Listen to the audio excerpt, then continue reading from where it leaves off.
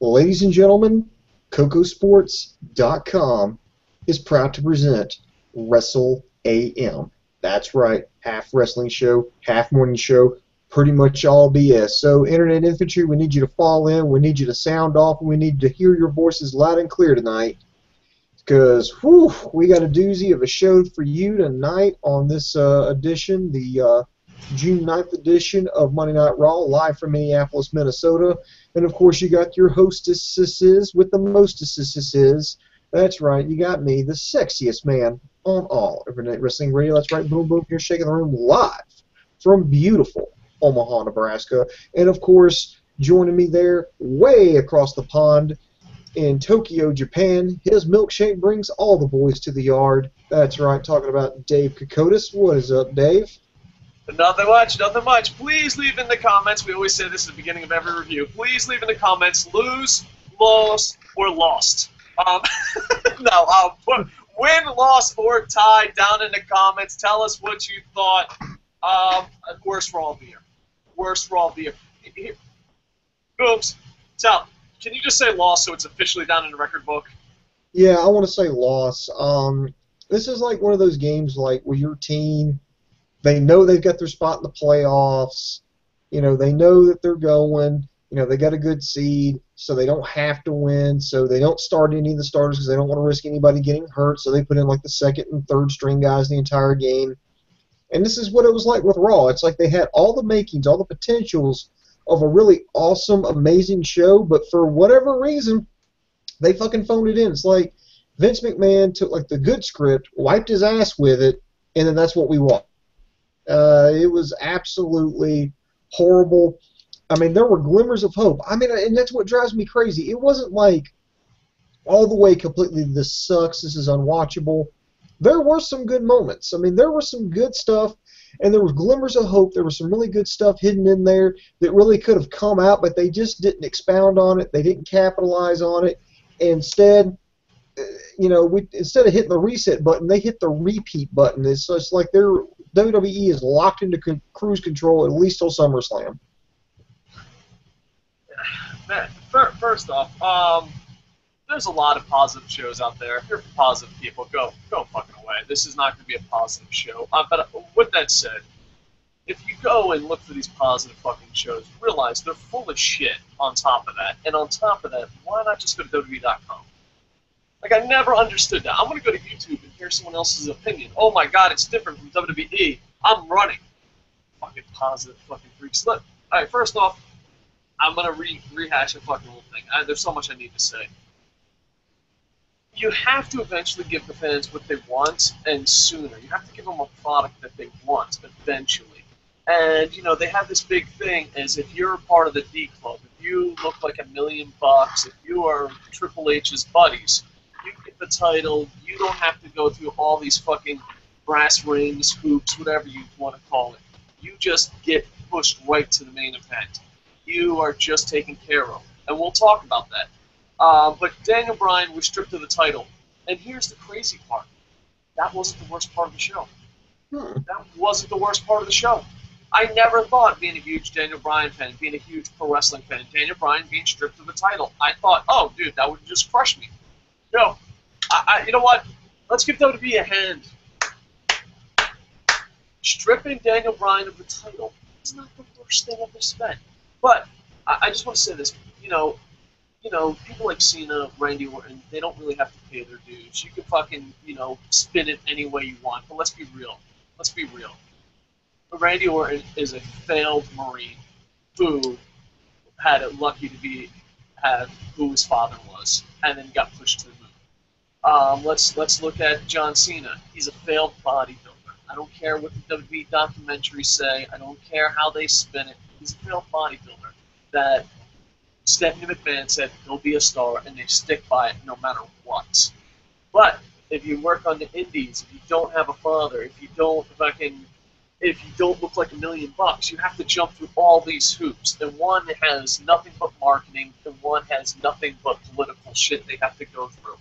And everyone's like, oh, well, Daniel Bryan won the title. You should be happy. You should be, yeah, but let's look at all he had to do, and now he has a neck injury.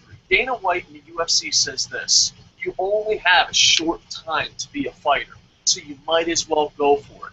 You can say the same thing about a pro wrestler. Some people's careers, Daniel Bryan's career might be over. Some people's careers might be shortened. So for you to be like, oh no, John Cena, you're chosen, we're going to do everything in our power to get you over, including piped-in crowd music. We're going to do whatever it takes. If someone's cool, we're going to let you ruin them. We are going to do whatever it takes to get you over. But then you get connect with the fans. The problem with WWE is if you connect with the fans and you're a good wrestler, they see that as defiance. They see that as a bad thing. They really do. And they're like, oh, well, you have to prove it. You have to prove it. You have to prove it. Well, now Daniel Bryan's career might be over, and everyone's like, oh, titles don't matter. Yeah, that's why Legends House, they keep crying like bitches. That's why in the Hall of Fame, that's all they ever talk about in their speeches. Listen, you have to decide.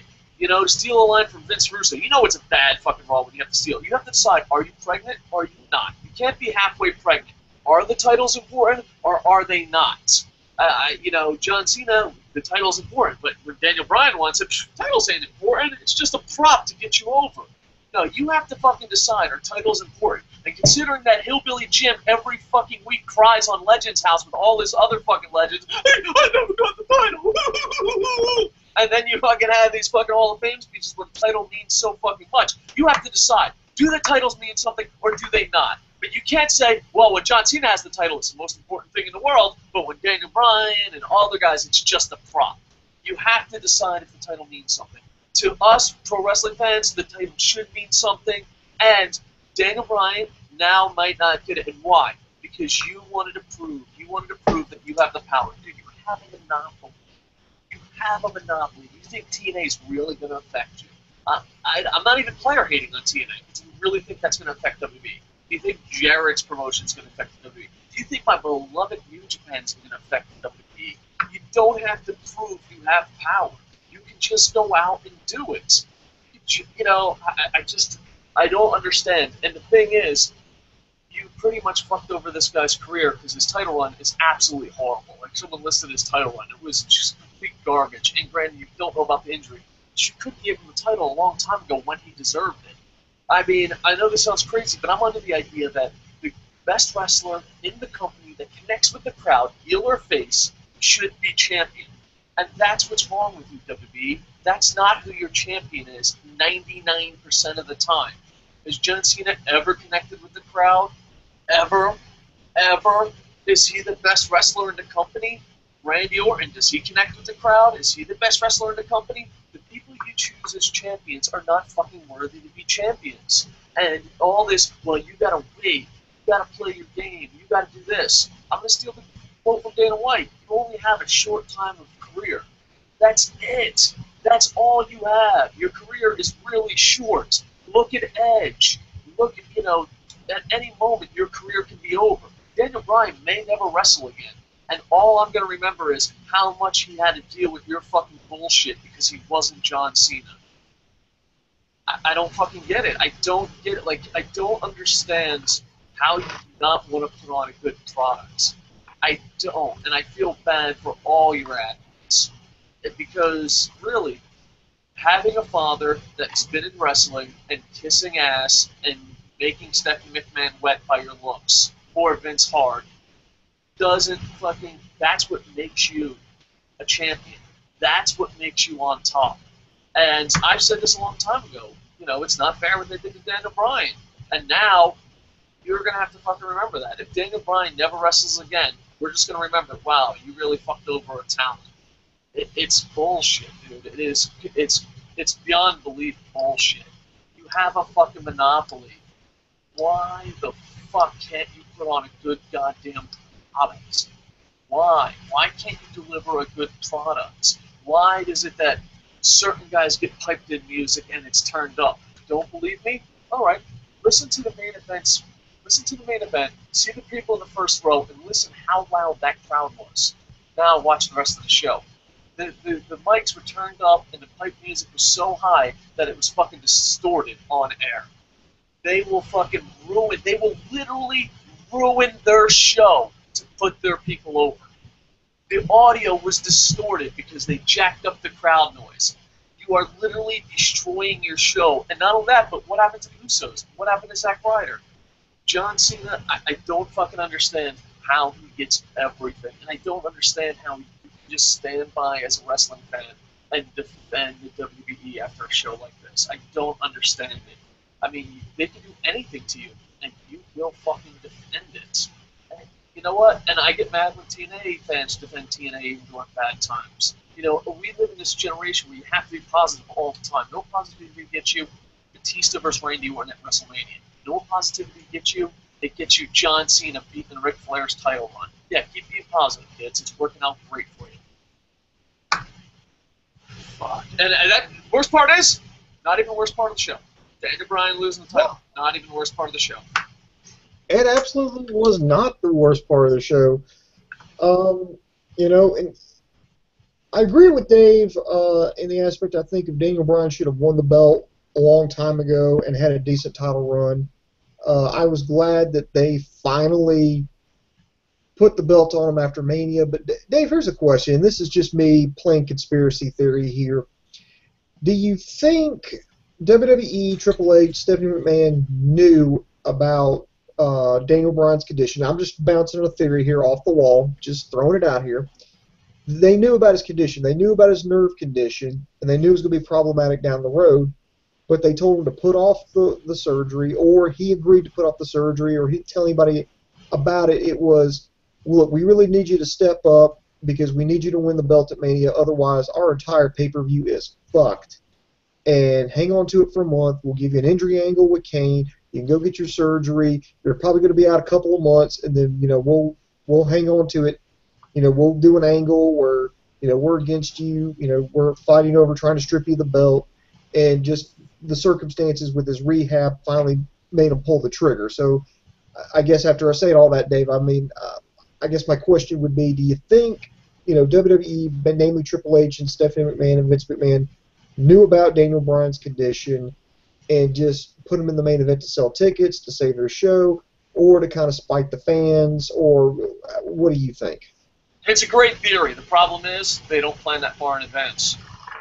That's sometimes the best theories in the world, like there's a saying, the best theories in the world sometimes get ruined by just simple questions.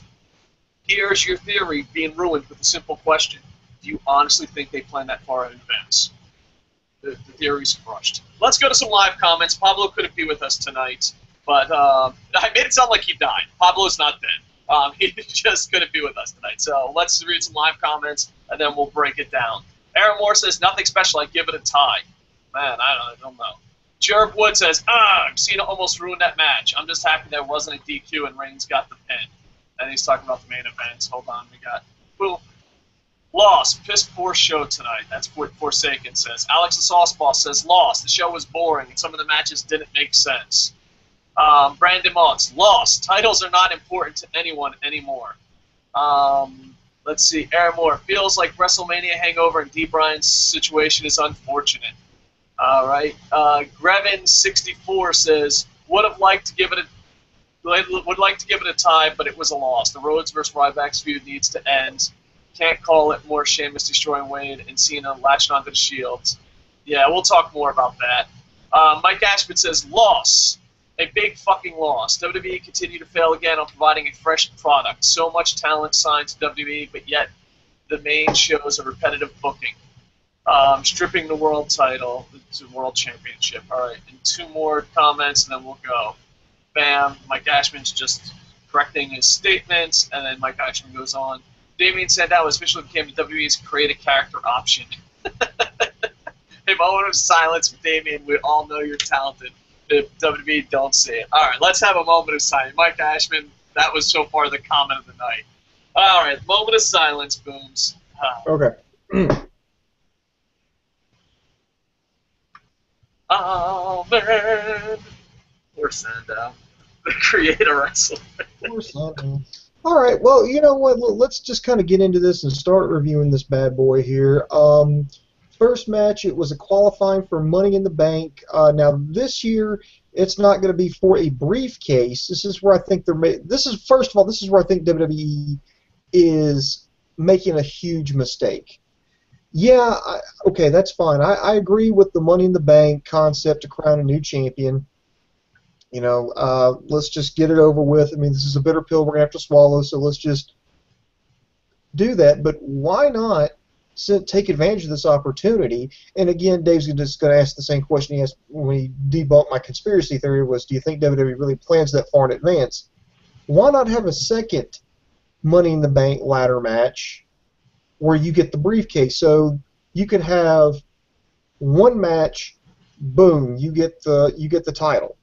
And then the next one, boom, you get the briefcase and you get the challenge for the title. So, and this has been done in years past, so it's not like this is, anything new. You had one briefcase for the WWE title, one briefcase for the heavyweight title, but now that they've combined, well, one match gets the belt, or belts, plural, and the other one gets you the briefcase. So I don't know why WWE's not doing that. That to me, that just seems like a golden opportunity. Can you imagine, like, you have, that's the first match. You have them have 8 guys come out there. One of them gets the briefcase, and it's like, okay, well, we know who the challenger is going to be. Who could he challenge? And that would just build up some drama. But anyway, first match we had again. I think this was number 4 in their series of like 8,000 matches here. Maybe that's not factually accurate. You had champion versus champion. You had Sheamus, the United States champion, versus Wade Barrett, the Intercontinental champion. This match, I don't think it was too bad, especially even though we've seen this match, several times before. It was good back and forth. There were some good spots at it with, with some punches and kicks. There was some drama thinking that Barrett was going to try to get Sheamus counted out.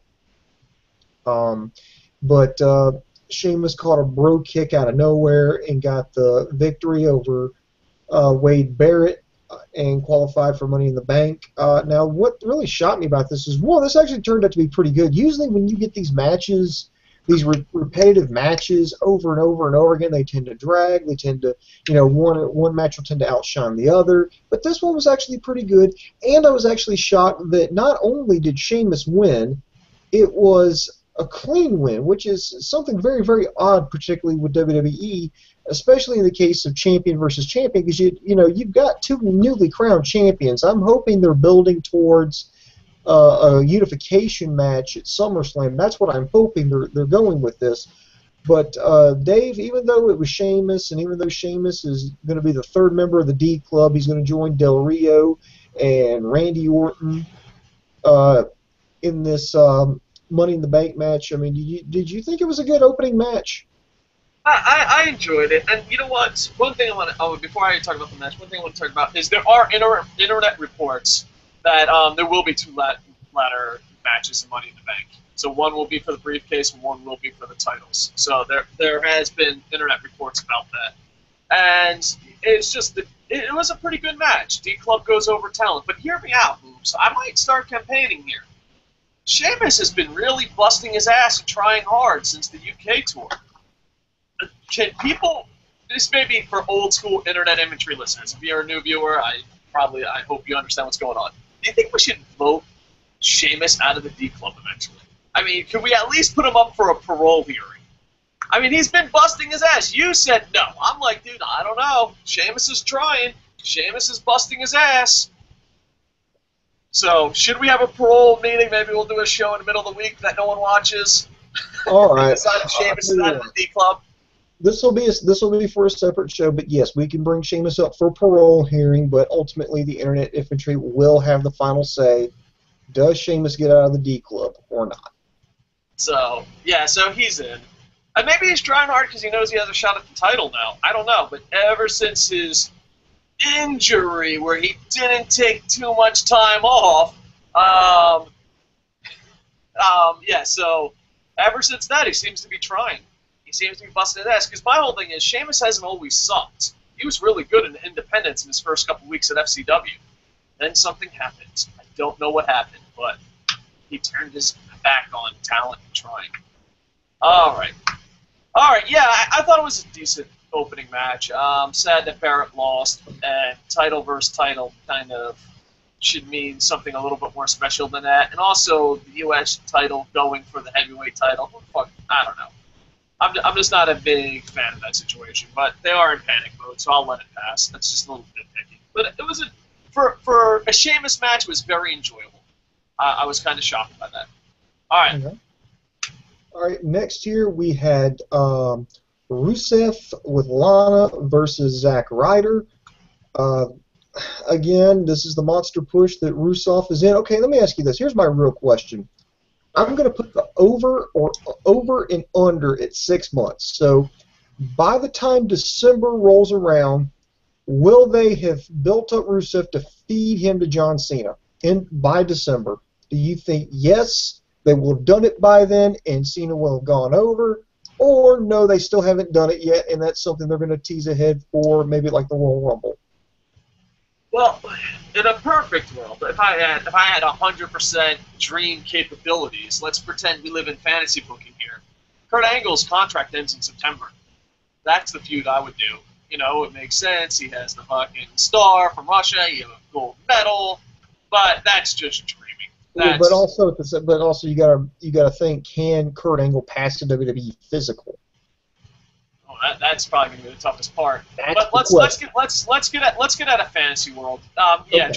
John Cena's beating him like way before December. So I bet you he's beaten by September. He's going down. He's going to be another Umaga. He's going to be another Bray Wyatt. He's just going to get destroyed. All right, you know what? Just to make it interesting, I'll take the over. What do you guys think on the Internet Infantry? Under, over, 6 months. They're going to build up Rusev just to feed him to John Cena and get just fucking humiliated, just kill all momentum. But anyway, my whole thing is with the political thing. I don't think it's going over as much as Vince thinks it is. Like, I guarantee. This is one thing I do guarantee. When Rusev fights John Cena, there'll be a Russia chant. I guarantee the American fan base will turn on John Cena and will root for Russia.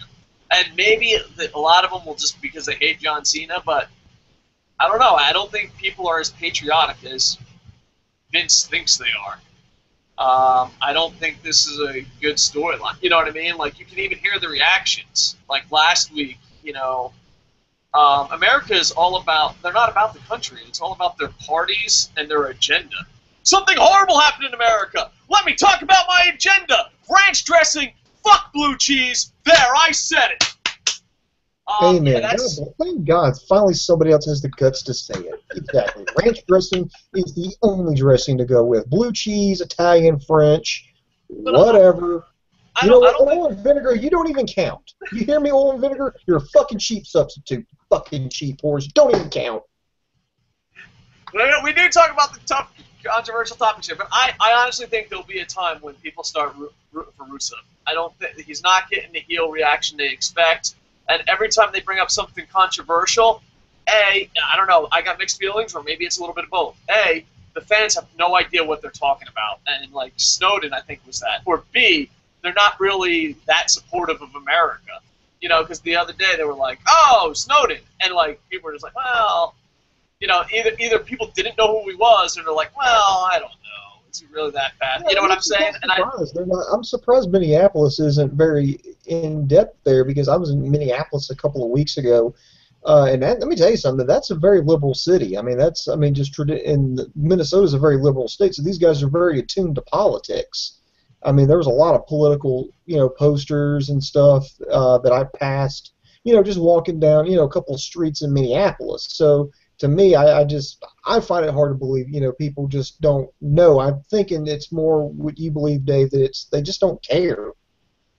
Yeah, it just seems it's either they don't care or they don't know what the fuck's going on, and I don't know which one it is, but it's just not working out, and I just feel bad because I think Rusev, I don't think he's a great talent, but I think he's a different talent and stands out. Like, when you look at all the big men and all the wrestlers, like there's certain people, when they wrestle, you're like, oh, they have their unique style. They stand out. And I think Rusev's one of those. Another one is Kofi Kingston. I mean, no one wrestles like Kofi Kingston, and that's a good thing for fans of professional wrestling. It's just sad that he's going to go the way of Umaga. He's going the way of Bray Wyatt. All right, so yeah, found it kind of interesting. All right, go ahead. All right. Next year, by the way, no surprise, Rusev won that with the Accolade submission hold. Next, we had Rybaxel in the ring, weighing Goldust, and now his surprise partner for this week was R-Truth. That didn't get a win. Rybaxel won with a schoolboy roll up in about 2 minutes. It's looking like the storyline is going to be Cody is going to keep pulling up all these random partners, and he even teased about how he found somebody that he's never that shines with him, or will shine just as bright as him, just as bright as all the stars in the galaxy, and that'll be his partner next week. I'm really not digging this angle. No one wins. Exactly. Goldust and Cody Rhodes were an amazing tag team. I mean, they're the only thing that saved the Battleground pay-per-view. No. Excuse me. It was Night of Champions. Night of Champions. They're the only thing that saved that pay-per-view. And I think they had a match on Battleground too that was pretty good. But anyway, and then they got the belts off of them and put them on the New Age Outlaws. And WWE's like, no, we're gonna do this Goldust Cody Rhodes match at WrestleMania. It's gonna be really good, we promise. And then WrestleMania came around and they weren't in it. They were in the fucking Andre the Giant Memorial Battle Royal. And now they're fucking jobbing to Rybaxel, and now they're doing an angle where Cody's like, oh, I just need brother, you deserve a better partner than me. So now it's, okay, your mystery partner is this week, and they bring out somebody, and they lose. I go back to Dave's argument about, the pizza's late. You get all your friends there for the Super Bowl, you got everything ready, you want a hot pizza right there at your door to sit back and enjoy the game, but the game's over, maybe a couple of friends have already left, you're just kind of like, kind of hanging out, and then the pizza guy knocks the door, oh, here's that hot pizza you ordered. I mean, it could be the best pizza in the world, but it's late. And the same thing with Goldust and Cody Rhodes. The only thing I could picture them doing is have Cody team up with like a random person, and they get the win over Rybaxel, and then he becomes a heel and says, oh, I guess you were the weak link all along, and then that leads to some kind of feud again, culminating at SummerSlam. That's my idea.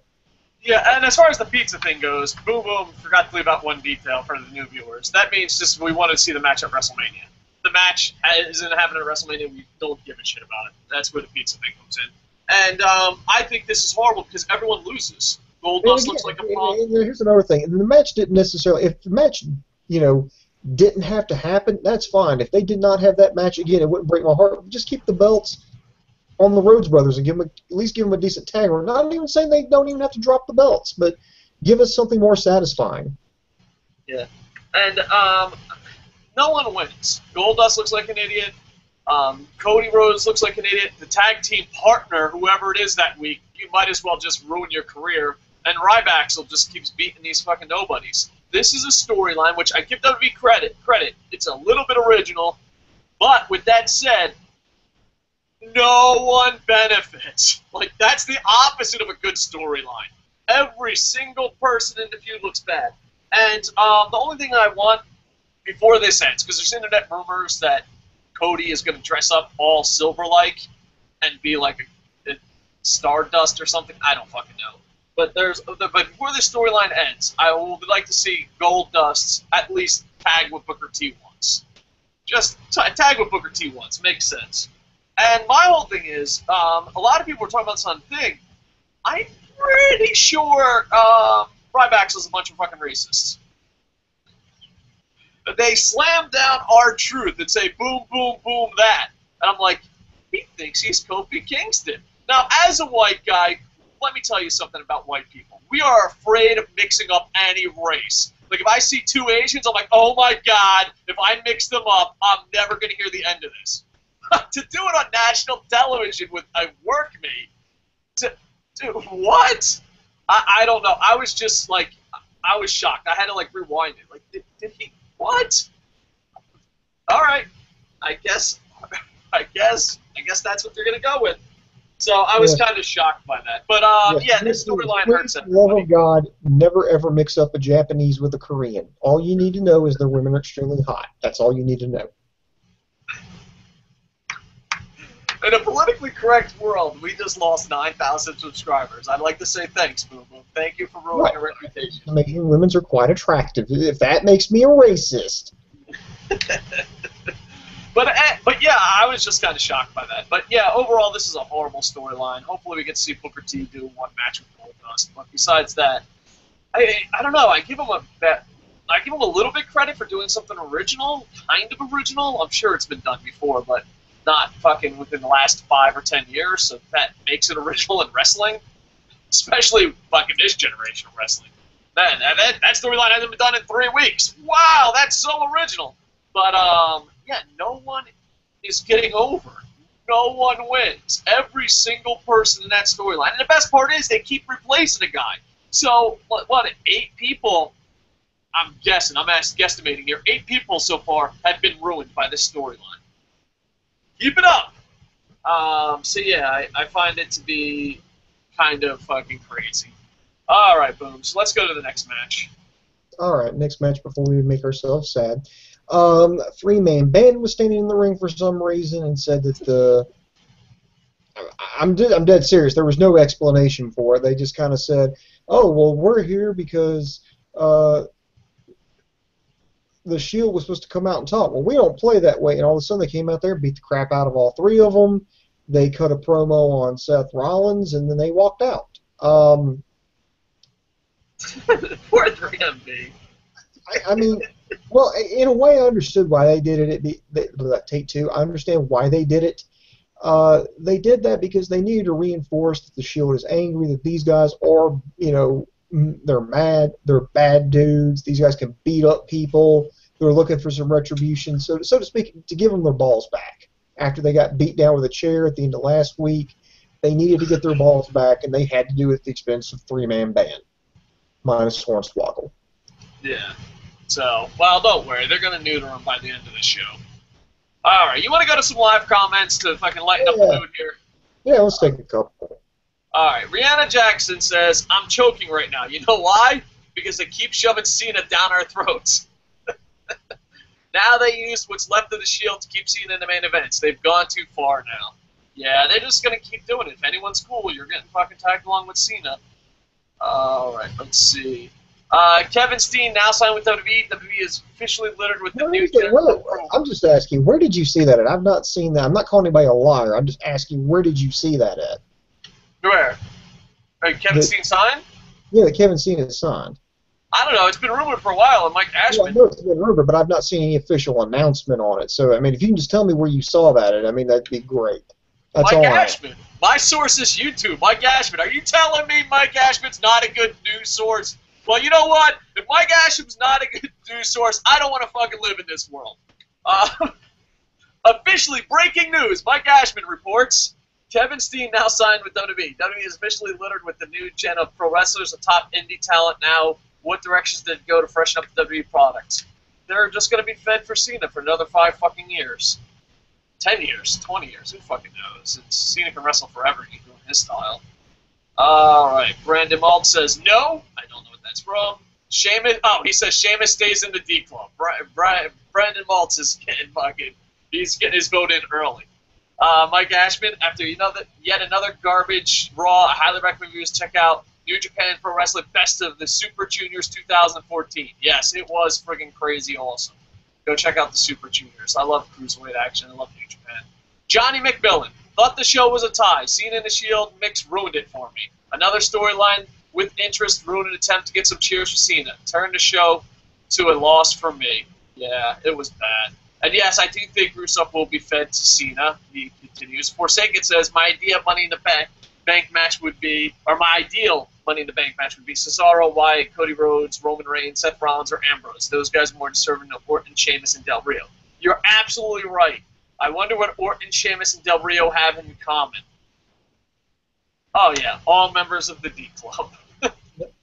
Actually, it wasn't Night of Champions, it was Battleground. Brandon Maltz is correcting you. Yuri Blake says, advance In advance, rest in peace to Rusev, a good talent that will eventually fall to the immortal Messiah Cena. WWE recruits good talent just in turn to feed them to their own shitty talent. John Cena. And I agree with you, Mr. Blake. Rough night in the comments. All right. Dave, let's Dave, get back. Dave, if I may interrupt you for a moment. Sure. I see what Mike Ashman's talking about here. I just looked around on the internet here. If you'll give me just a moment here to quote this. This is from WrestleZone.com.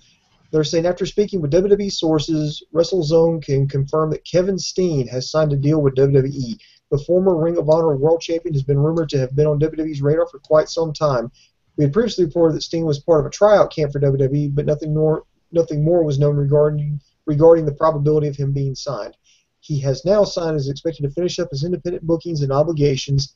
An exact time is unknown when he will report to the NXT Performance Center, but Steen is still advertised for independent shows through the month of June. That is awesome. That is great news. So hopefully he gets a fair shot, but he's talented. His father wasn't a pro wrestler, to the best of my knowledge. Wikipedia, here I come. I don't know. I'm not gonna like his. I'm not gonna like his movie. He can cut a promo.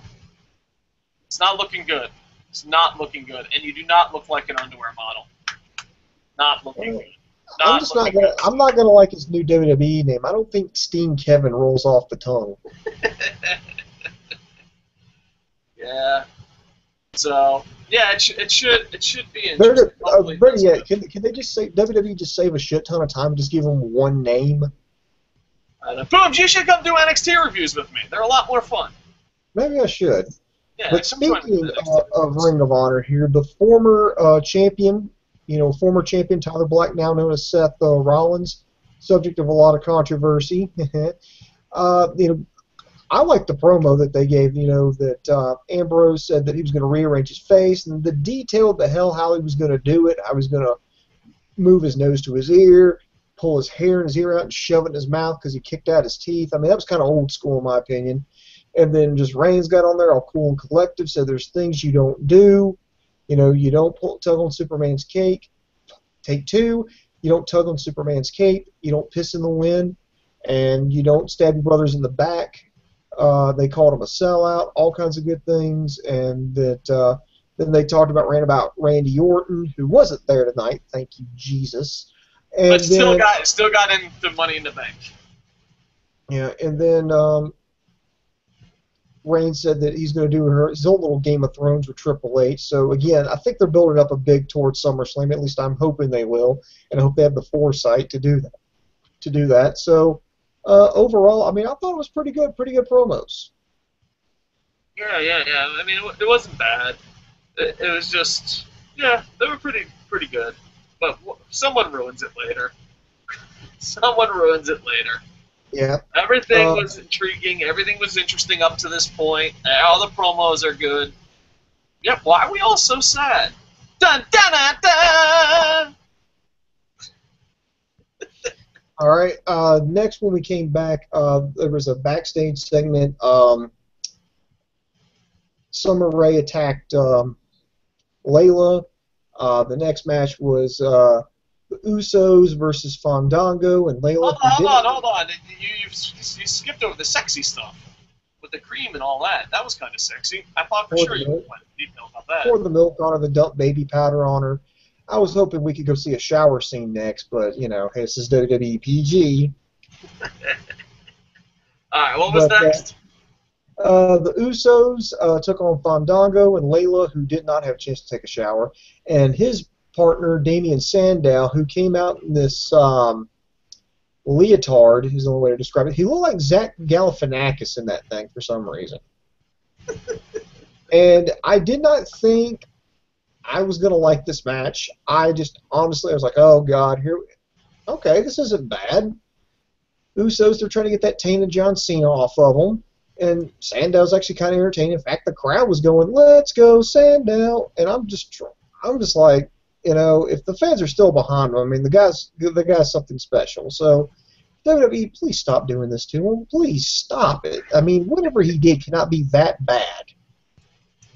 I love the fact that the fans still cheered for him. It just made me happy. It's like, oh, well, good. They're not going to do that. But the send out chants were cool. But you know what? John Cena once again ruined something cool. Prior to John Cena meeting him, the Usos was one of my favorite tag team in wrestling.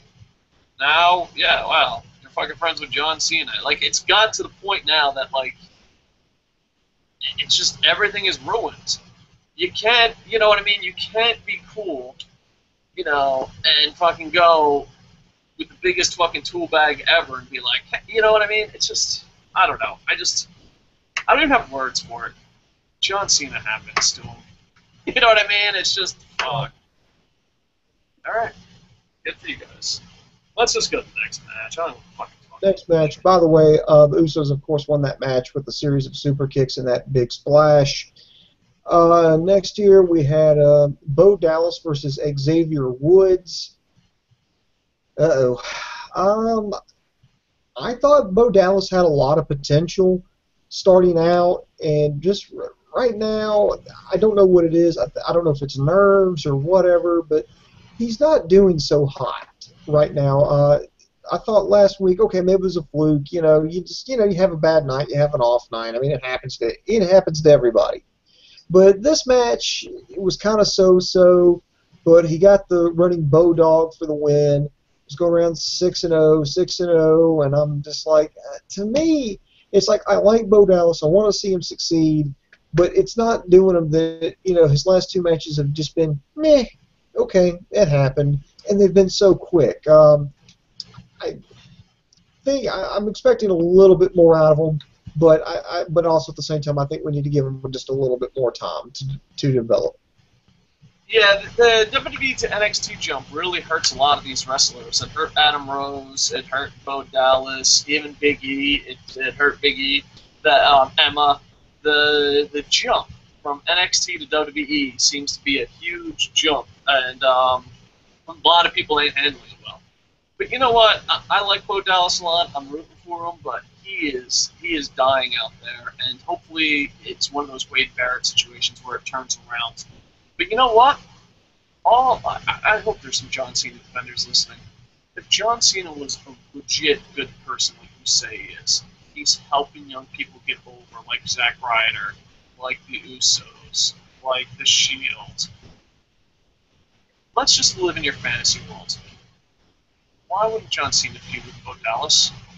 You have a guy that's super over in NXT. You're hated. He's basically the you know, he's the Jon Stewart of you. Not Jon Stewart. Who the fuck's the fucking one after Jon Stewart? Stephen Colbert. He's the Stephen Colbert, you know, John Cena, Stephen Colbert.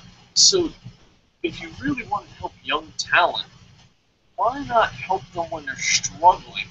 Why not help? Dude, right now, if John Cena came out and they cut promos against each other, people would cheer for him, boo him, whatever. He would get a reaction. And that's what his character needs. But no, you don't. You only help people like Zack Ryder once he becomes YouTube famous. You only help the Usos when the crowd is over. You only help the Shield when they're over. So all this, oh, John Cena's a good guy, help the young guys, blah, blah, blah, blah, blah.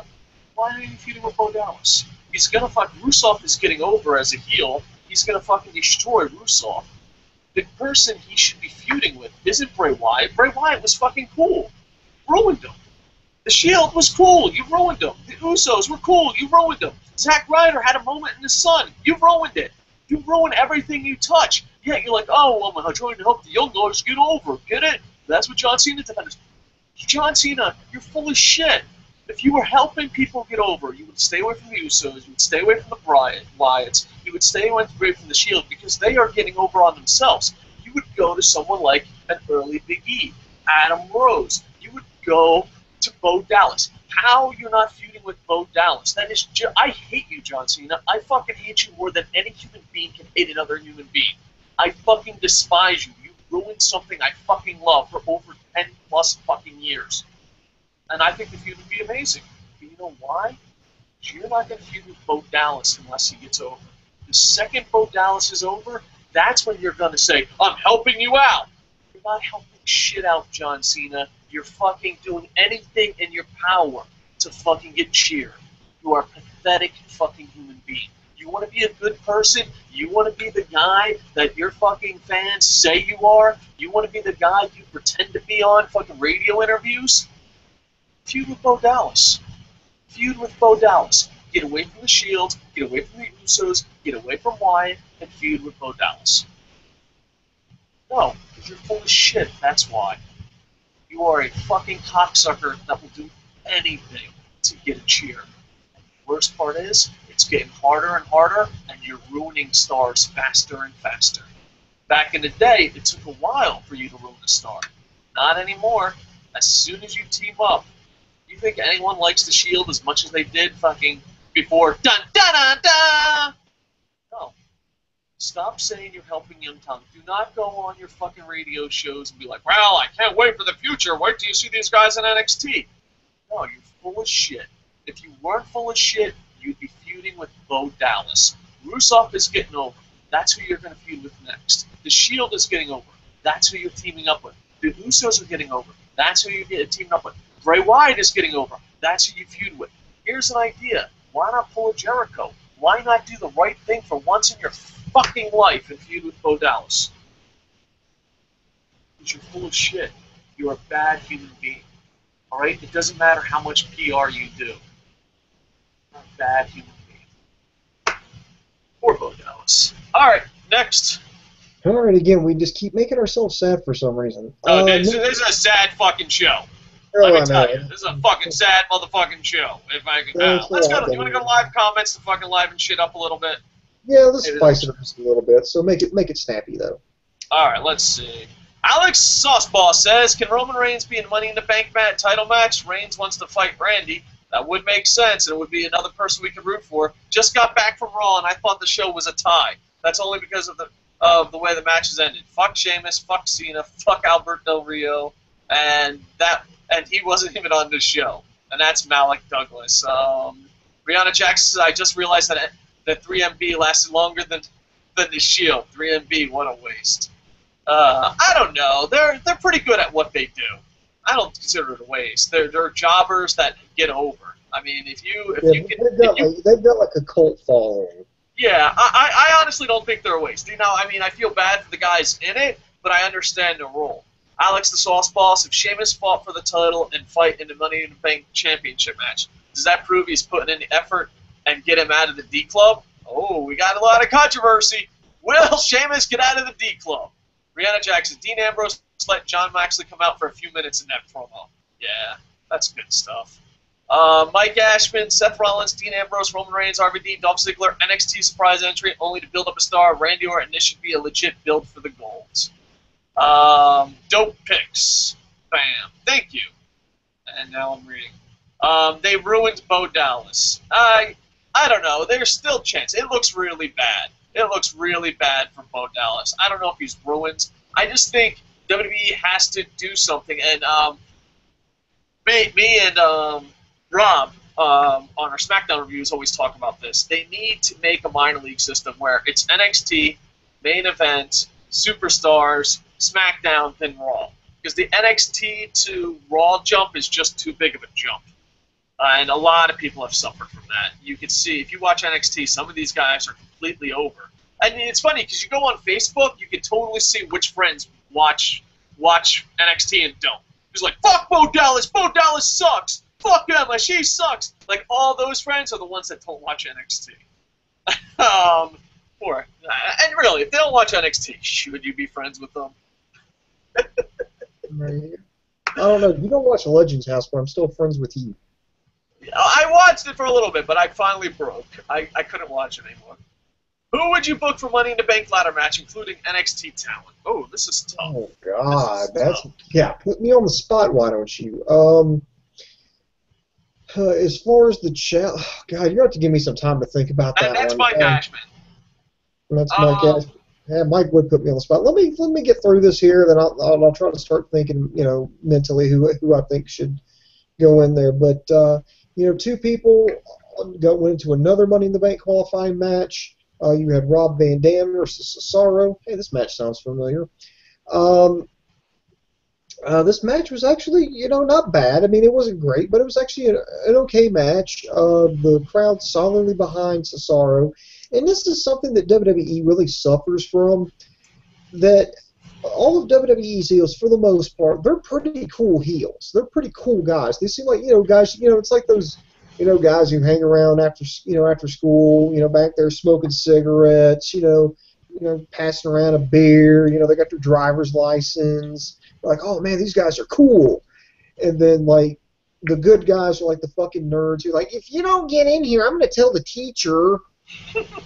This is what you have to deal with. And I mean, it's like, and the WWE's like, I wonder why they keep cheering for all these bad guys. I wonder if we can't get any of these faces over. Because automatically, when you have somebody as a good guy, you fucking make them lame. I mean, they're just fucking horrible. Why would I cheer for John Cena? Why would I cheer for Sheamus? Why would I cheer for any of these people? Yeah. When I can cheer for like the badasses, like the cool guys. And that's the problem. They know how to create good villains. They know how to create, bad guys, but they don't know how to make cool good guys. But the worst part is, in your story, the nerds are beating the fuck out of the cool kids. And you're just like, oh, yeah, this is fucking fun. This is fun. It's just. But I'm glad Cesaro is getting over. So far, they showed the picture. It's all D Club members and Cesaro. So maybe if it's nothing but D Club members. We got 3 more spots. We got 3 more spots. So WWE technically could, they could redeem themselves. I don't know, man. Maybe. I mean, really, when you have 3 D Club members. Oh well, we'll see. Maybe someone. Just, I don't think they could handle it more poorly than they did tonight. Tonight. I don't think they can handle it any more poorly. All right. Yeah. As far as me booking, we'll go back to Mike Ashman's question. As far as me booking, I would definitely bring up an NXT guy. I would probably put Rusev. I'd put a lot of young guys in there, and then I would have Randy Orton and John Cena. And people are like, what? And the reason why is I wouldn't have them win. They would have to actually help put someone over. You know what I mean? Because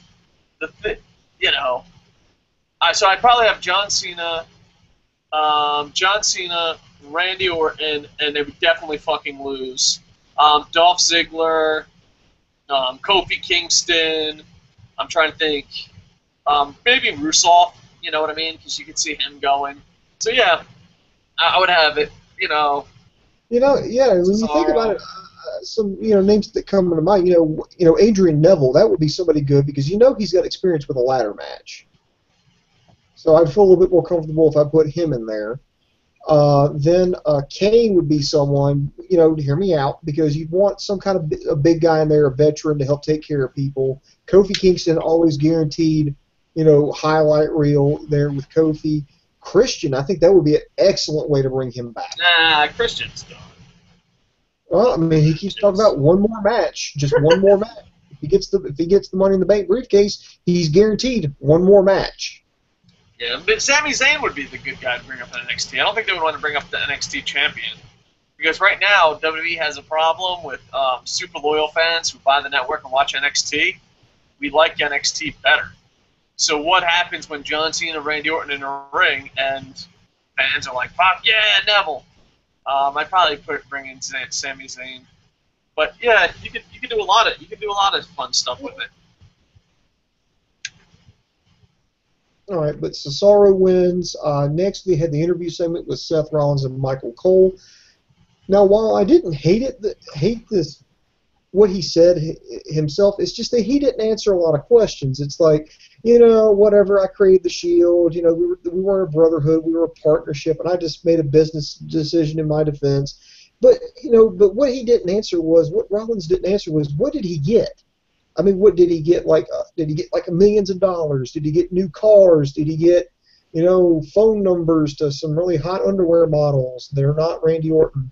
Did he get, promised a title shot in the future?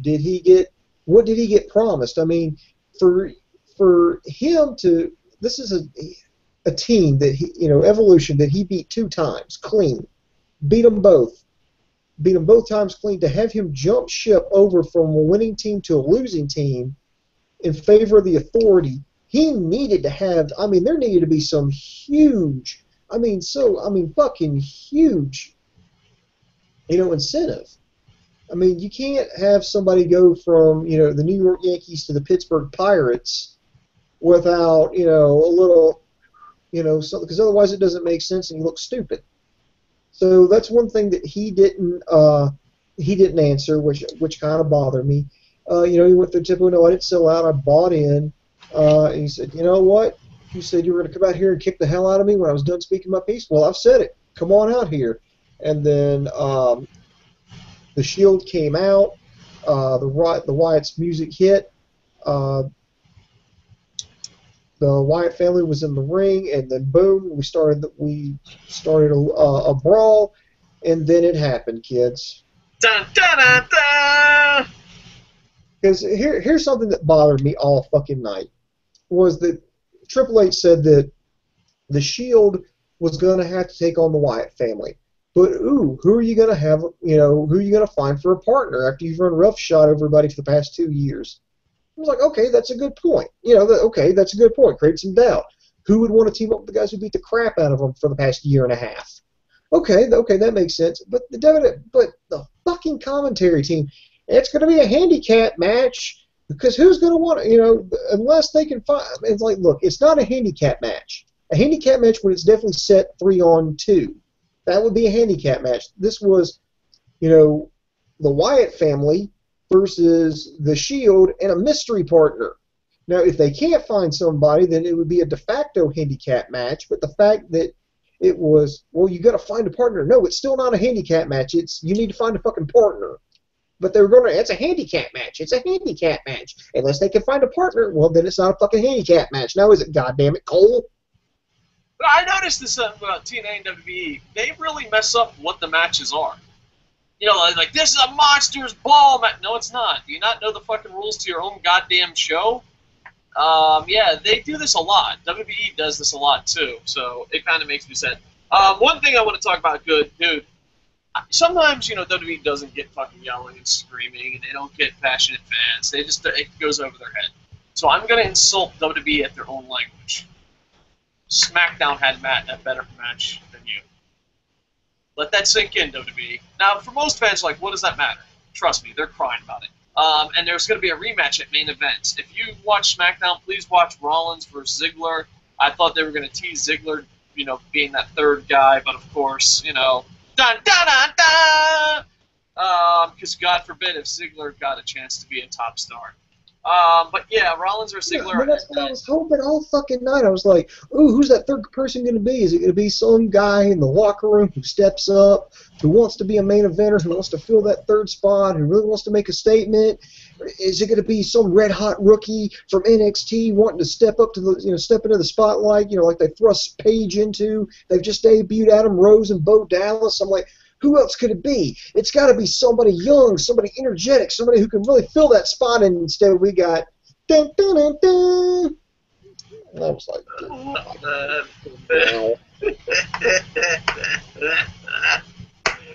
oh fuck, man. Yeah. So Main Event will have probably a better match too. But Rollins versus Ziggler on SmackDown is a must-watch, and the rematch is tomorrow at Main Event.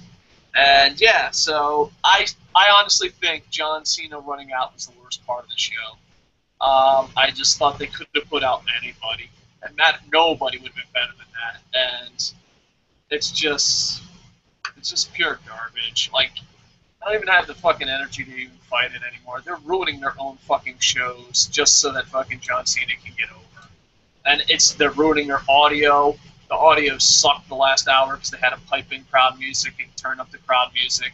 They're ruining their stars because they have to get it. They're ruining NXT. They're ruining their whole fucking company because they cannot let this John Cena thing go. The best thing about John Cena would be if he just disappeared for a while. Really, just go away. No one fucking wants you. When you have to distort audio to fucking make it look like you're getting over, maybe it's time to, let you go. Let it slide. And how come they don't distort the audio for anybody else? You send Alicia Fox out there to look like a fucking idiot every goddamn night. Not once did you distort the audio. But yet, John Cena comes out, you'll distort that audio every 5 fucking seconds. Every second you'll turn up the mics, you'll type in crowd music. And it's funny because I have this John Cena fan on Facebook that's like, oh, the John Cena sucks chants are getting old. I don't even like John Cena. Yeah, you do. You wouldn't have said it if you don't like John Cena, you fucking tard.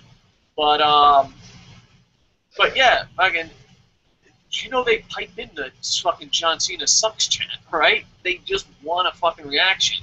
Let's go, Cena, Cena sucks. It starts off with a lot of times it being piped in. Fucking, I don't get it. I don't understand how he gets everything. I don't. They're going to ruin their company just to get this fucking guy over. I don't fucking get it. And you know what I think they need to do with John Cena? And I honestly believe this. And I'm going to go kind of back here. Do you not remember WCW about circa 2000, 2001? Remember when Jeff Jarrett was the champion, and they had this match? I forget what the pay-per-view was. Is that a finger poke of doom? No, not the finger poke of doom. Not the finger poke of doom. Jeff Jarrett was a champion, and he had this match at pay-per-view with Hulk Hogan. And then, as soon as the match rang, Russo yelled, "Just lay down," and Jeff Jarrett just laid down. And let Hulk Hogan pin him. Yeah, Russo I saw that. Fucking threw it at him and said, "There you go. You're the fucking champion now. Are you fucking happy?" And then they went back out later and did another championship match between Jeff Jarrett and Booker T. So that was like the real championship match. You know what? I'd be willing to give up the WWE World Heavyweight title combination, whatever. We create like this fucking Omni belt, this fucking super belt. It could be a fucking spinner too. I don't give a shit.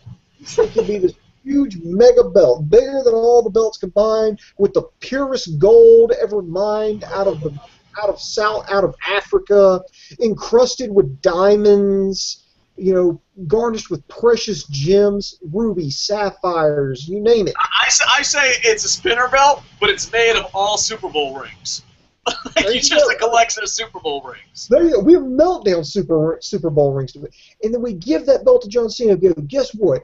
You are the super duper champion of all time. You cannot lose this belt. You can say the champ is here and whatever. And we just give him that. We just let him have that. And we just treat like we can do like a unification match between the Intercontinental and U.S. titles. And that'll really be the WWE title, but John Cena officially holds the mega super duper omni.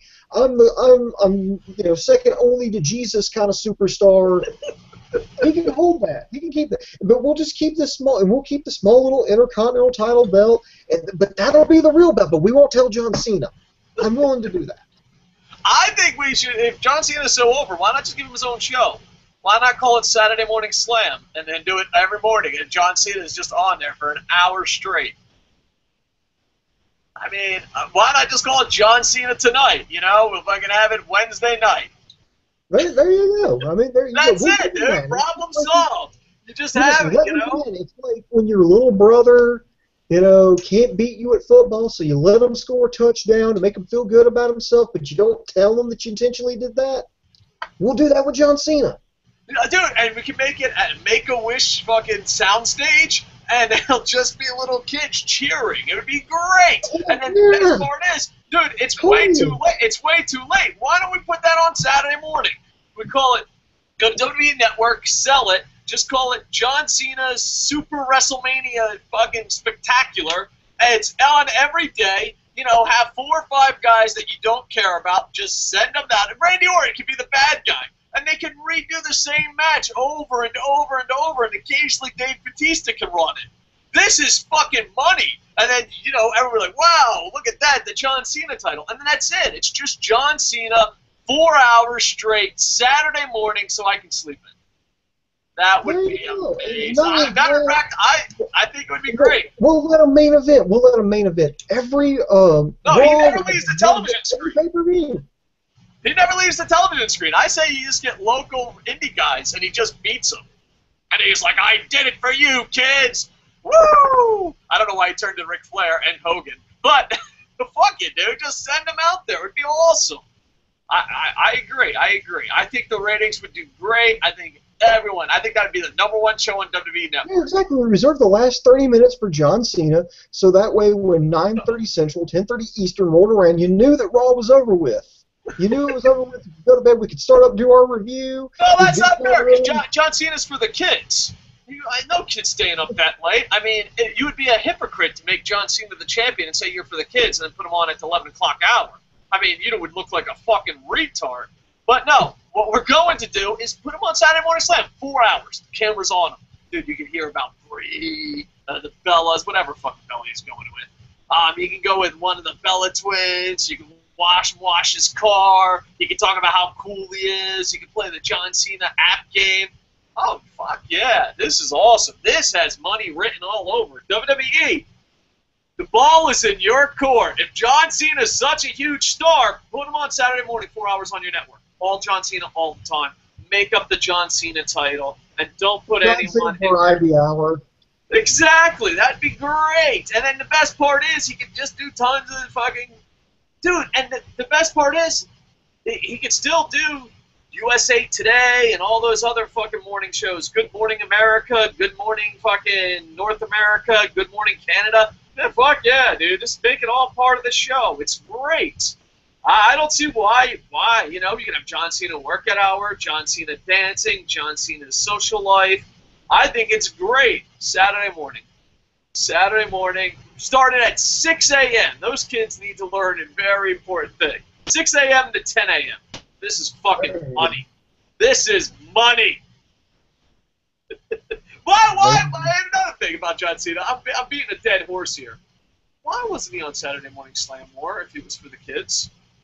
Like, if John Cena's for the kids and the demographics for kids, wouldn't John Cena be on Saturday Morning Slam every fucking week? So, if you live in WWE's universe, if you live in that positive bullshit where John Cena's for the kids, did John Cena fail? If Saturday Morning Slam isn't on anymore? Didn't he let the kids down? No, that's why we're going to give him the mega super duper omni belt.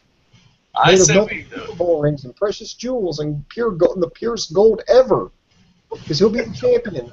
And then, you know, we'll just play along with it, and then maybe he'll leave us the fuck alone and give us the real wrestling. But we got to get back on this train here before, because I got to go to bed in a little bit. We have the Divas champion Paige versus Alicia Fox. Again, damn it, this sounds familiar. I'm having deja vu. I saw this match, and okay, Paige wins this time, because remember when Alicia Fox beat her a couple weeks ago? Because fuck it, why not? Put her in that fucking sick fucking submission hold she's got, and then Alicia Fox beat the crap out of Oksana. But then Michael Cole said something incredibly dumb again. It was, wow, these two have forged a friendship in quite the past couple of weeks. I'm like, dude, they've been teaming up since at least fucking January. Do you not watch your own fucking show? He's too busy watching the John Cena fucking Express Hour on fucking WWE Network Saturdays. Okay, there you go. Michael Cole's already watching the show that doesn't exist but will exist. Hell yeah. I can't wait. I can't wait not to watch it. But this match has happened 800 billion fucking times, and Alicia Fox went from... You can't tell me they're out of Divas. There's no way they're out of Divas. Yeah. Just... I got nothing good to say. Let's go to comments. Yes. Are we going to see... Alex is Sauce Boss. Perfect timing. Are we going to keep seeing Paige versus Fox for a few months, or will someone else challenge her like Natalia or maybe AJ return? Yeah, I have no idea. We might see this match forever. This might be the Sheamus Del Rio match that never fucking ends. I think it's a big joke that we're not getting. I think Vince McMahon finally got around to seeing Groundhog Day. Yeah, that's what they're doing. Mr. Wrestling, my Mr. Wrestling says, this is a good question. Is Paige boring? I think this is a really good question, but I think it's more of the NXT jump. She was over. She's a great wrestler. I think they're not ready. I think that, I think that jump from NXT to WWE is huge, and WWE is not doing stuff to protect them. I don't think she's a boring wrestler. I just think she is stuck working with Dean. Go watch her in NXT. She's amazing. Go watch her in England. She's amazing. She's been wrestling. She's been 12 years old. But if you put her in a feud with the female version of Dennis Rodman, no, that's not fair. Dennis Rodman's a lot more sane than her. But yeah, you put her in bad storyline after bad storylines and divas without that, and she's nervous and the total package. I don't think she's connecting with the audience. I don't think she's boring. I just think that she's struggling a lot more than she should. I don't know if that's an answer. Do you think Paige is boring? No, I don't think she's boring. In fact, I got excited when she debuted. I think she's a lot better than what she's been showing, but a lot of these guys, these NXT guys are having a lot tougher time transitioning over from the small arena at Full Sail University up to these major arenas, like tonight in Minneapolis. I think it's just tougher, and you've got to find something that works. And plus, I mean, Paige and Emma had a great match, had an absolutely amazing match at NXT. And they went for, 10, 15 minutes at least? I mean, they did this match in, let me look at the official time. Give me a couple of seconds here. 5 minutes. They had a 5-minute match. So there's only so much you can do. Yeah, but you also got to remember they had the 9-hour segment of throwing popcorn on the fans. I feel so bad for Alicia Fox because she's so beautiful, and for a WWE diva, I got to put that asterisk on. She's a pretty decent wrestler for a WWE diva. The asterisk before the statement, after the statement. But yeah, I actually feel bad for her. Mr. Blake says, "Wow, Dave, that was harsh as hell. You deserve an award for that speech. You know what you call putting over someone who's already put over? A leech." So thank you, Mr. Blake. And then we got 4 new messages. Boom. If I were Triple H, I wouldn't let Seth Rollins come out in the same suit he wore at the Slammies and music. That sounded like something from NXT. But still, he did a great promo. But should explain. Oh, fucking YouTube. Why can't I see all the comments? Oh, I'm breaking this dick. Hold on. We got to go to YouTube. Because I'm trying to, see the comments, but they just cut them off like crazy. All right, well, I could go to the next match while we're looking up some new stuff here. In the ring, we were joined by Zeb Coulter and Jack Swagger, who have the big sign, Deport Santino. They did a little vignette with Santino saying that he should be exported to where he came from, hell, whatever. The only reason they did this match is because Adam Rose is hurt. He busted his eye open against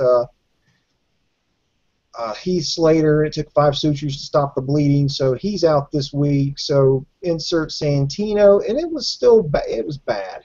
It was real bad. And I thought Santino's promo was kind of cute in the beginning. Yeah, it was kind of cute, but Coulter slapped Swagger, got him fired up. He went in there, beat the living bejesus out of Santino, did the gut wrench power bomb, and finally got a win. Thank you. Finally. Yeah, I want to see. I would love to see him feud with Yoshitatsu. I think there's a storyline there, but I think Yoshitatsu. A lot of WWE fans don't know this, but he's a really, really, really good wrestler, and you'll never know that by WWE standards. But I think with Jack Swagger being, the gimmick he has now and being a great technical wrestler, and then you have a great pro wrestling guy, I think it'd be a great match. Plus, they're about to come to Japan this July. I would love to see a feud between Yoshitatsu and what's that? The Real American Jack Swagger. Yeah, I couldn't think of his name unless I said the full thing. That guy, the Real American, Jack Swagger. But yeah, I thought, I'd love to see Yoshitatsu do it. I know he's down in NXT, and there's also reports that he's injured, but I think it's one of those injuries like, what the fuck am I doing with my life type injuries. All right, so let's go back to comments here. If I were Triple H, you're right about fans loving heels more than faces. I'm always a fan of heels, but lose interest when they become faces. Yeah, especially in WWE, because WWE makes... Oh, dude, I got to interrupt you here. Rihanna Jackson, I really wanted to ask Rihanna Jackson this question here. She says... Booms? Is it just me, or are they making Alicia Fox into a stereotypical black woman who goes crazy, attacks people? Okay, sorry. Rihanna Jackson asked, is it just me, or are they making Alicia Fox into a stereotypical black woman who goes crazy and attacks people? I was actually wondering that tonight. And Rihanna, I think you're the perfect person to answer that. Yeah, I don't know. Like if that's the situation, Question. I mean, I can't it's a make that. I'm possibility. just like I'm sitting there watching that. Going, Booms, you keep breaking up, buddy. okay, sorry. I was actually wondering that tonight about Alicia Fox. I was watching that, going, is this kind of racist?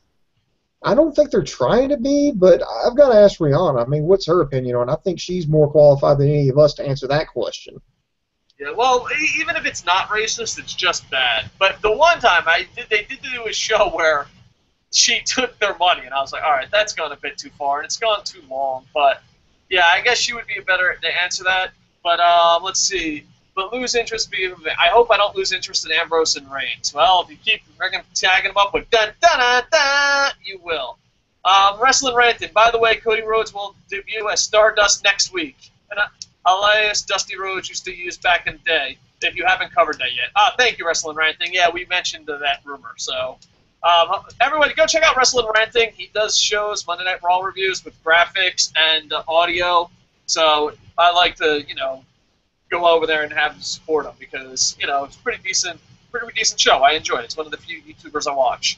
And Wrestling Ranting goes on, and yes, Cena is starting to get on my nerves, stealing heat from anything that's hot. Yeah, dude, he's really a fucking whore, dude. Look how he dropped the Usos. Do you think, now that he's with the Shield, do you think he ever mentions the Usos again? No, I don't think he does. He's just like, all right, I sucked the life out of them. And I wonder if there's a part of me like, okay, this is evil genius over the top Dave. I wonder if there's a part of me that just looks at the roster and see who's getting over, and he's like, well, if I team up with them, that will ruin them, and that will help protect my top spot. You know, like Triple H back in the day. Triple H doesn't have this problem anymore. But Jeff Jarrett, Triple H back in the day, they would bury anyone that was getting too over. I think he does the opposite of that. He's like, oh, that guy's getting over. I'm going to go be friends with him. Now you're not over. I knew he didn't have it. I got to have the top spot because the Usos obviously are not over enough to be my friend. So top spot is mine. Brandon Malt says Paige vs. Fox is the only match that Paige can fight without having a heel. Yeah, I guess. I don't really know. Do they have heel divas? I mean, you could do the Total Divas versus Divas thing that AJ Lee was doing. You have Snuka still. Snuka's a heel. Nope, she's out. She's out. Oh, she's out? You have Alicia Fox. I don't know. Yeah, you might have a point. But you got some Ray. You got Layla. They could probably fill in a gap. Yeah, but they got their own storyline right now. Yeah, I know. I'm just saying. There's the Funkadactyls and the one Bella twin still left. If booked correctly, you can make it work. Natalia, Rosa Mendez, she's been looking for some ring time. She's going to join the cast of Total Divas, so why not? Yeah, so I don't know. I definitely find the NXT Women's title to be more exciting and booked, right? But my whole thing is, are the Divas really even faces or heels? I mean, Alicia Fox has switched 800 times. There's a joke, I think Mick Foley's passing around as a meme, where you have Krusty the Clown and there's an evil switch and a good switch. I think the Divas have that switch on their back. And just like, oh, he's good, he's evil. There you go. Yeah, because Alicia Fox was a good guy heel back and forth for a bunch. I mean, if Natty turns heel, is anyone really going to notice? And not only that, but why not just have the best wrestlers go for the title? It's not like people are really into the women's storylines. Like, I would rather have Natalya fight Paige without a storyline than Alicia Fox or anyone else with a huge storyline. I don't think women's wrestling, unless you have a whole show, I don't think women's wrestling needs a storyline. You need a lot more women for storylines. You should just put on the best matches. But then, if that was the case, it would be the NXT Women's title. All right, Booms. I think that's it for now. So go ahead. You can go back to getting us back on train. All right. Next was our main event. We had John Cena and the Shield versus the Wyatt family. Now, for this, I would like to quote the great philosopher Cookie Monster. And I would like to do a dramatic reading of one of his most famous compositions. So if you would indulge me. I don't know where this is going, but so far I'm in love with it. Go on. One of these things is not like the others. One of these things just doesn't belong. Can you tell me which thing is not like the others? By the time I finish my song, did you guess which thing was not like the others? Did you guess which thing just doesn't belong? If you guessed John Cena is not like the others, then you're absolutely right. Boobs, I hate you, but that was the greatest segment you've ever done, ever. Give yourself a Barry Horowitz. Bravo, bravo. I don't care. You know what? There's a lot of wrestling review shows out there. You know, there's some good ones like Wrestling Ranting, and there's some not so good. But, you know what? I don't think anyone quotes Cookie Monster quite like us. All right. All right. I mean, I think we buried John Cena enough. I don't know what else we could say. It was bad. The audio quality was amazing. What is this, fucking YouTube Hangouts? The fuck is wrong with you, WWE? Fix your audio. Why do you... Oh, yeah, that's right. John Cena getting killed. I don't know. It sucked. It sucked. What can you say? Boom, save me. I'm gonna give you a hot tag. I'm just out. I'm blown up. Hot tag you. You're driving the bus. Go. Well, the match itself was actually not bad. I just couldn't get over the fact that John Cena was in it. I mean, I'm not going to try to, like, you know, well, it's got John Cena, it automatically sucks. But I'm just like, it just took away from the whole match. I'm just like, you know, they could have used this opportunity to break out somebody new, to have somebody step up. Instead, they just went with the dun, dun, dun, dun. They went to the old tried and true and reliable dun, dun, dun. And it's just at that point, it's like I didn't care, but they did a sweet spot where Rowan threw, I think it was Cena, into Roman Reigns and not Roman Reigns, but threw him into Bray Wyatt, and Wyatt hit him with this Sister Abigail like I'd never seen before. Luke Harper looked absolutely amazing in that. Ambrose, Reigns, everybody looked great in it, but the whole time I'm sitting there thinking, fuck it, John Cena's teaming up with the fucking Shield. He fucking rapes the Usos. He fucking cools down Bray Wyatt. And now this. Sir, you have gone too far. But here's my challenge. I draw the line. I gave you Daniel Bryan. We gave you Daniel Bryan. Okay. You're dating the same set of sisters. You're going to cross paths. I understand that. It makes sense. All right. Okay, the Usos, okay, you need them to help take on the Wyatt family. Yeah, the Wyatt family's pretty big. But the Shield, after they just lost a member, and now you're going to team up with the Shield? Nuh-uh. Sir, that's where I draw the line. No. If I had like a rolled-up newspaper, I would smack him in the nose and be like, no. Don't team up with the Shield. That's the way I see it. I got a question here, and I'm dead serious. Go to the roster, go to Wikipedia, go to NXT, go to TNA. If you count anyone, could there have been a worse wrestler? Like, I would have been happy with the Great Khali. I would have been happy with Kane. Anybody. Could there have been a worse wrestler than dun dun dun dun? I mean, I can't honestly, like Hornswoggle. Hornswoggle coming out in Shield gear would have been better. I cannot, that's the problem. I literally can't think of anyone worse. I mean, I'm like going through my head, who could be worse? You know, a TNA guy, a WWE guy, who could be worse? Even if I can, anyone. Use the Divas roster. If Brie Bella came out, is Brie Bella the one? I keep saying Brie Bella because I only know one of them. Is she the one with Daniel Bryan? Yes, Brie is the one that's married to Daniel Bryan. All right, so Brie Bella and her sister would have made more sense. Brie Bella coming down in Shield equipment would have been way better. Anyone, there's not anyone on the roster. Michael Cole standing up, be like, you know what? I've had enough. It's time for me to do what a man has to do. And Michael Cole goes in the ring. Would have been better. A random fucking fan running into there in the ring and hugging Dean Ambrose and getting arrested after the show would have been better.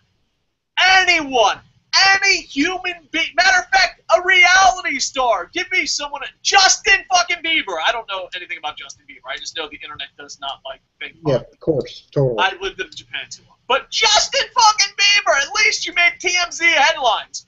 There is no one on the planet. Putin, Adolf Hitler's fucking nephew. There's no one that would have been worse. Anyone. If they said, hey, fucking, I won the fucking 100th fucking ticket to this fucking show. Wow, he's more deserving. There is not one fucking human being. I was going to say wrestler in any company. Name one human being you would have been more dissatisfied with than John Cena. I'm kidding you not. I don't know. Who's unpopular in pop culture? Kanye West's? I don't know. I don't really know much about pop culture music. But, you know, throw anyone out there. I'm thinking Justin Bieber probably has the most internet hate.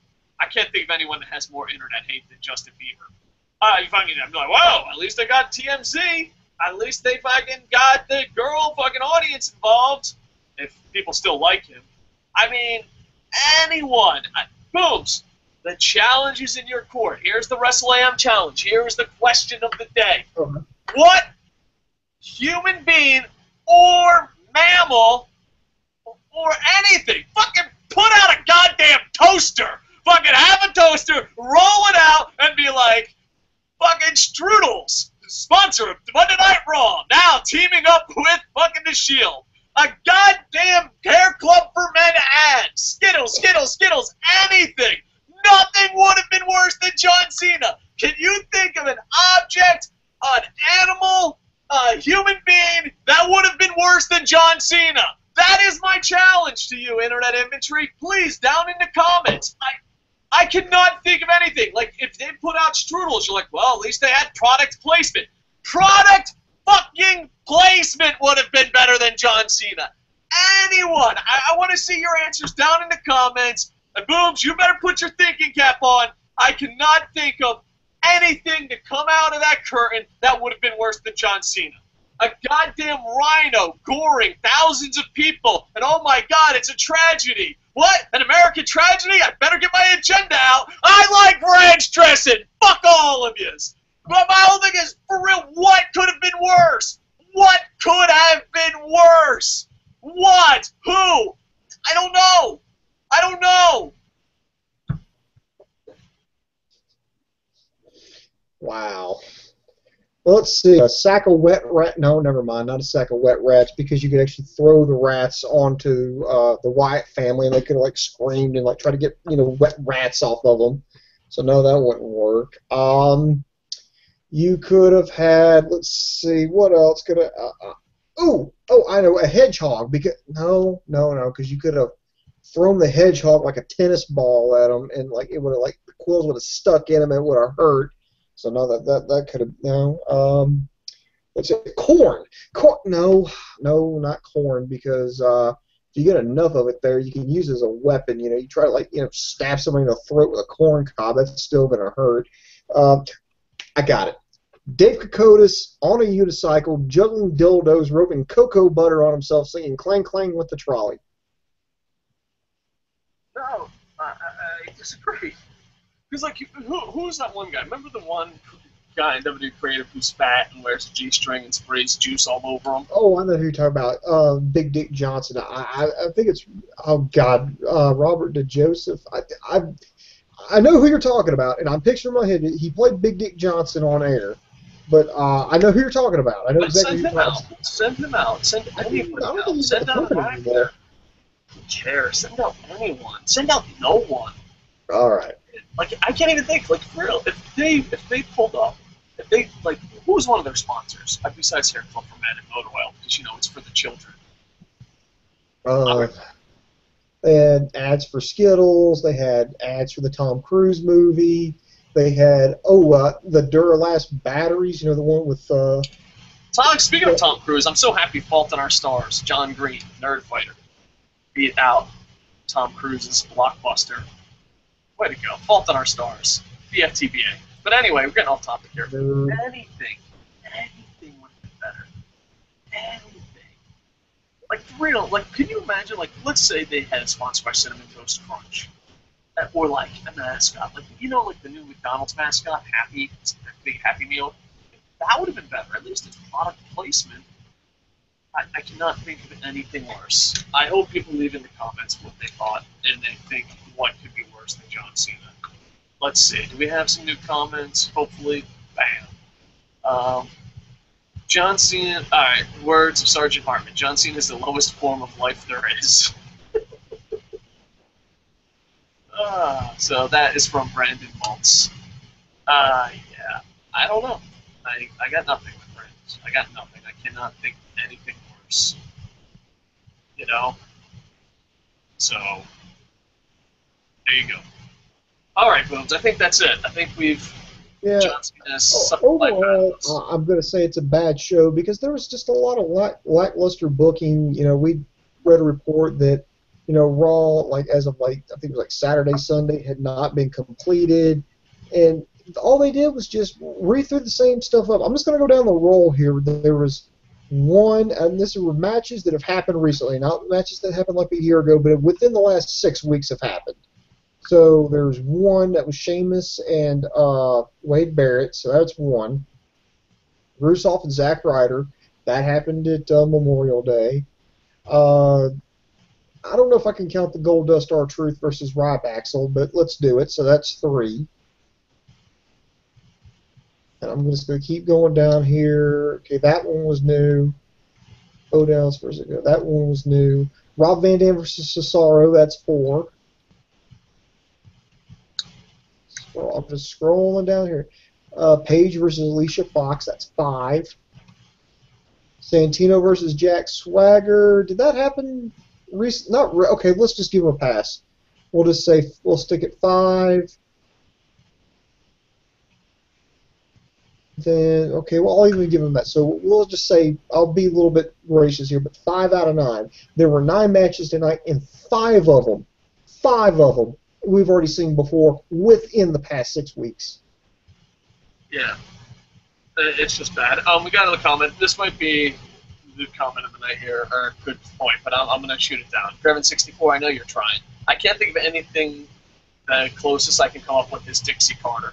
And a lot of people, if Dixie Carter came out, that would be better than John Cena, because then you'd be like, did they buy TNA? Is this, or are they working with TNA? Like, I think Dixie Carter comes out to work with the Shield way better than John Cena, because it leads up to so many questions. What does John Cena lead up to? Oh, he's trying to get himself over. End of story.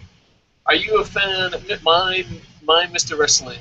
Are you a fan of CM Punk chants? I am. I am, because if something, it's same thing with ECW chants. If you're not happy with something, you should chat it. I don't think CM Punk's ever going to return. I don't even think the CM Punk chants are for people to return. I don't think anyone chants CM Punk. I think it's a way of saying fuck you and your product, and it's a way to keep fucking support something you absolutely love. So I am a fan of CM Punk chants. I know a lot of people think, well, they're chanting CM Punk, he's never going to come back. That's not WWE's fault. Yeah, they're not chanting for him to come back. They're chanting for the dissatisfaction. It's the same thing with the ECW chants. Yeah, I'm okay with the CM Punk chants. I know a lot of people ain't. A lot of positive people are like, well, it's not WWE's fault. I mean, so many people just defend WWE. I don't think anyone who's chanting CM Punk wants to see him return, especially after the Chicago where the Wrestling Observer reported he was coming back. I still think Meltzer got paid for that. But yeah, I don't think anyone expects CM Punk to return. I think it's a symbol. It's something they can get behind. Sometimes you need. A lot of people are angry. A lot of times you just need a symbol. You need a leader. You need to follow something. CM Punk is that. Just look throughout history. I used to work riot control in foreign countries, and it just takes one person to stand up to you. Stealing the line, that's one of my favorite movies ever, but from Bug's Life. I know it sounds crazy, but you just need one guy to stand up, and that's what they're doing. They're standing up. They're getting behind something. I don't think anyone chants CM Punk plans on him returning. He's probably going to retire. As a huge CM Punk fan, I hope he stays retired. I don't want to see him come back. I think he left in perfect fashion. I know a lot of people that have their 19th fucking wife and their 57th job they walked out on talk about loyalty, but really, You know, if the job sucks, fucking leave. And all that, but he fucking sets a precedent of, hey, fucking maybe people don't do stuff just for money anymore. So I'm a big fan of CM Punk chants, but I know a lot of people like, you know, there's a real funny video of Let It Go, and there's a lot of people, but if you think these fans are chanting CM Punk because they want CM Punk to return, there's maybe a small majority, but I think it's more of a, this fucking product sucks, bro. You know, and Daniel Bryan is gone, and, you know, even if you chant for Daniel Bryan, it's not, you know, like I always said, this is what I said a long time ago, TNA missed the opportunity. I always said, and Booms disagreed, but I think the only way you change WWE is go at WrestleMania and chant TNA. But the problem is, TNA is really not a good product. You know, if there was a good alternative, you know, so you have to wait for an alternative to come out and they can chant. But yeah, it's just people not happy about it, and I'm not one of those guys that kisses WWE's ass. They have enough of those people on YouTube. Like, you know, there's a saying in media: if you're not fucking attacking, and if you're not attacking and you're not asking questions, you're not really reviews. You're not anything. Just PR. You know, and I used to get in a lot of trouble about that when I was in the news industry. You can ask Booms. Booms still works in the news industry. Can you imagine some fucking hippie being like, well, if we're not going to attack them, why are we covering the story? They're like, all right, Dave. That's why they put me in sports. I was actually covering news. But they're like, all right, this guy's going to sports. We can't have him asking tough questions. And that's it. So a lot of people here are just PR, and we're not. And I know a lot, especially the younger generation, the YouTube generation, they just want to hear positive stuff. But, you know, positive stuff is great for inner peace.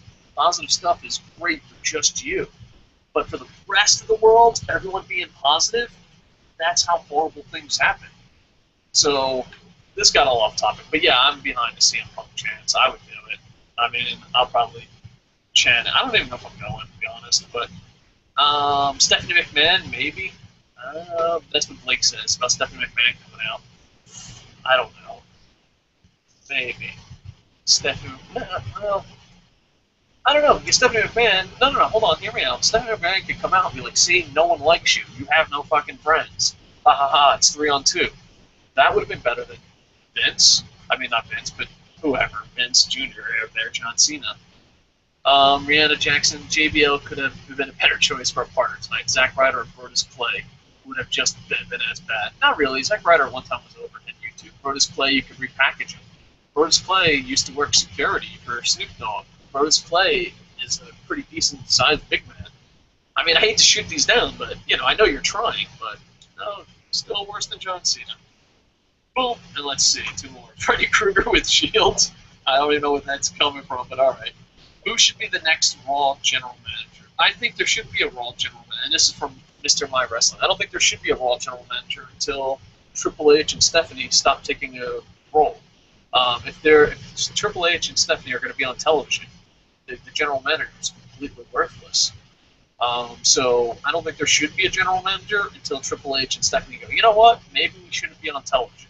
Because really, what's the Raw general manager going to do? I mean, they fired, what's his nuts? They fired, who the hell did they fire? Brad really Maddox. good-looking Brad Maddox. Yeah, they fired Brad Maddox, and what, did we even notice? What if they hire Vicky or fire Vicky? Who cares? It's just one more person they can bully. It doesn't even make sense. So yeah, and you don't want a heel versus heel thing, because I doubt they're going to put a general manager to a face. I mean, you're already seeing that situation in TNA. You got a heel owner versus a heel owner. Like, I want to fire him, you want to fire him. We both have the power to fire him, but we're not. I don't know. Maybe if you have some kind of face GM, but I don't even know how you pull that off. I honestly don't want. I'm so sick of tired of fucking GMs right now. Here's what I think. Here's what they need to do. Get the fucking McMahons off the goddamn air. Get them off. Just get them off. Just say, okay, Vicky Guerrero, you're running the show or whatever. And, you know, it doesn't really matter. You can put it with any fucking schmuck. Teddy Long, Booker T, whatever. I don't care. You can have one person. And then after that, you know, okay, I'm the GM now. I'm going to do some shake it up. I'm going to do some matches. And then that's all you hear from them.